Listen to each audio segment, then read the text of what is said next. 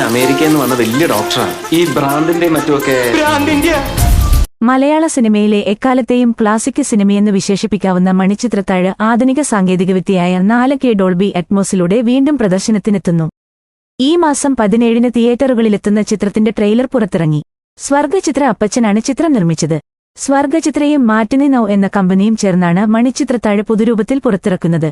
1993-ൽ ഫാസിലിന്റെ സംവിധാനത്തിലായിരുന്നു Manichitrathazhu release ചെയ്തത്. Mohanlal, Suresh Gopi, Shobhana, Thilakan, Nedumudi Venu, Innocent, Sudheesh, KPAC ലളിത തുടങ്ങി മലയാള സിനിമയിലെ വമ്പൻ താരനിര തന്നെ അണിനിരന്ന ചിത്രമായിരുന്നു. മധു മുട്ടത്തിന്റെ മനഃശാസ്ത്ര പ്രേതകഥ സംവിധായകൻ ഫാസിലിന്റെ സംവിധായക പാടവത്തിൽ ഉരുത്തിരിഞ്ഞു വന്നപ്പോൾ അത് മലയാളം കണ്ട എക്കാലത്തെയും മികച്ച സിനിമാ അനുഭവങ്ങളിൽ ഒന്നായി മാറുകയായിരുന്നു.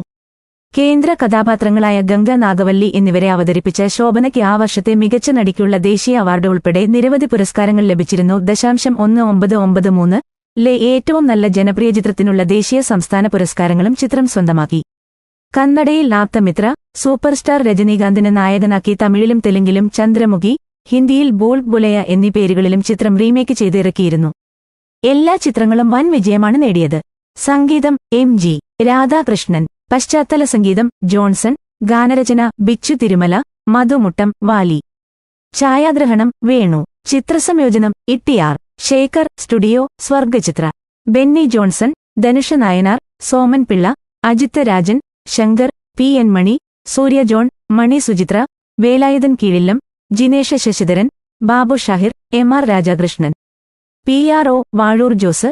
Digital marketing Arun Pookkadan, 1000 arrows.